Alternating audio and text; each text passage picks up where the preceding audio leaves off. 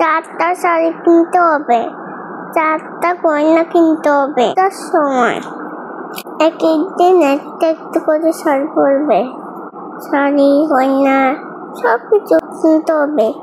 পুজো তো ইচ্ছে করেছে ফেলি, লিস্ট করে ফেলি। তো বললে শাড়ি কিনতে দিবে না, একটা বুদ্ধি বের করতে হবে। বিদেশের বউ আমি, সবাই খালি চাঁদা চাই বেশি বেশি, বলে সবাই খালি বেশি বেশি চাঁদা খাইতে, সবাই বলা টাকা টাকা, সময় বছর আসে না, শেষ আসতে পারে না, টাকা নাই। শাড়ি কিনবো টাকা ঠাকুরজি বলবো, বৌদি তোমার শাড়ি কি সুন্দর, আমাদের দিয়ে দাও। একটা শাড়ি কিনতে পারি না, সব নেওয়ার জায়গা। বুদ্ধি পাইছি, একটা বুদ্ধি পাইছি, একটা বুদ্ধি নতুন নতুন নতুন লুকাই রাখবো, তবু ভালো লাগে না। দেখো মজা দেখাচ্ছি।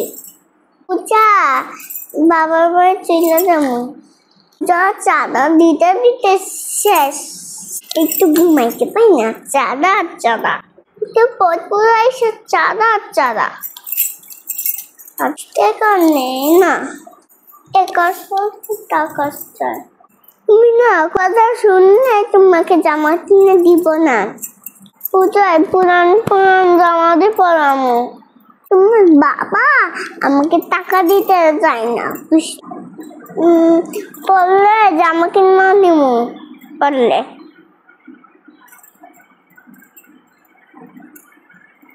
বলতি শাড়ি কিনা দিতে, মাকে শাড়ি কিনা তো নইলে তোকে জামা কিনা দিব না।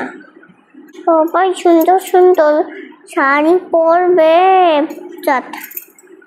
না বললে কি হইব, বাঁচবো কয়দিন? সুন্দর শাড়ি পরলে নহয়, সব জামা পূজায় সব সব সব জায়গায় ঘুরতে যাব।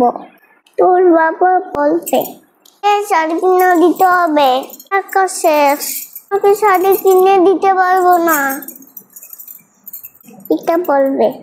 সব শুনে এমন করে, শাড়ি না দিলে বাবার বাড়ি চলে যাব তোদের নিয়ে।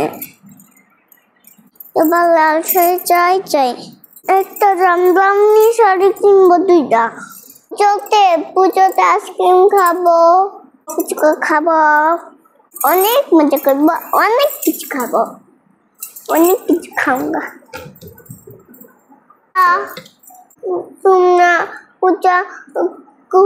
পূজায় কোথায় করবা, কে কে শাড়ি কিনবা জানাও। Bye bye.